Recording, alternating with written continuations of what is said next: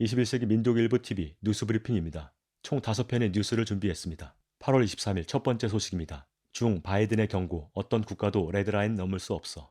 19일 공개된 ABC 방송과 인터뷰에서 바이든 대통령은 한국, 일본, 대만과 북대서양 조약기구, 나토 등 동맹이 침략당하면 미국은 대응할 것이라고 밝혔다. 이에 화춘잉 중국 외교부 대변인은 하나의 중국 원칙은 어떤 국가도 절대 넘을 수 없는 레드라인이라고 경고했다. 또 중국은 반드시 통일될 것이며 누구도 국가 주권과 영토 보존을 수호하려는 중국 인민의 확고한 의지와 강한 능력을 과소평가해서는 안 된다고 강조했다. 한편 화 대변인은 현 아프간 상황과 관련해 미국은 대국으로서 세계 평화와 안정 발전에 어떤 책임을 져야 하는지 진지하게 고민해야 한다며 지역을 혼란에 빠뜨리는 나라가 돼서는 안 된다고 지적했다.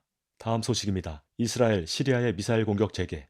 19일 시리아 국영TV는 이스라엘이 시리아의 수도 다마스쿠스와 중부 홈스주의 일정 지역들의 미사일 공격을 재개했다고 보도했다. 또 시리아의 공군 방어망이 공격에 즉시 대응해 대부분의 이스라엘 미사일을 무력화시켰으며 미사일 공격에 대한 피해를 조사 중이라고 밝혔다. 그간 이스라엘은 시리아의 친이란 반군기지 제거를 목표로 한다는 명분으로 시리아 내 군사시설에 대한 공격을 수차례 벌여왔다. 17일에도 이스라엘은 시리아 남서부의 군사시설을 향한 미사일 공격을 감행했다. 다음 소식입니다. 중 대만 인근 해역 합동 실전 훈련 진행. 17일 중국군 동부 전구가 작전 함정, 대잠 초계기, 전투기 등을 동원해 대만 인근 해역과 공역에서 합동 실전 훈련을 벌였다. 스이 동부전구 대변인은 최근 미국과 대만이 잇따라 도발을 감행하면서 매우 잘못된 신호를 보내고 중국의 주권을 심각히 침해했으며 대만 해협의 평화와 안정을 파괴해 대만 해협의 안보에 최대의 위험 요소가 됐다고 밝혔다. 이어 이번 훈련은 대만 해협의 안보 상황과 국가주권 수호 필요에 따라 필요한 행동을 하는 것이며 외부 세력의 간섭과 대만 독립 분열 세력의 도발에 대한 엄정한 대응이라고 말했다. 또한 동부전구는 전쟁 대비 훈련을 지속해서 강화할 것이며 모든 대만 독립 분열 활동을 격파하고 국가 주권과 영토 보존을 확고히 수호할 의지와 능력이 있다고 강조했다. 다음 소식입니다. IAEA, 이란 20% 농축 금속 우라늄 생산.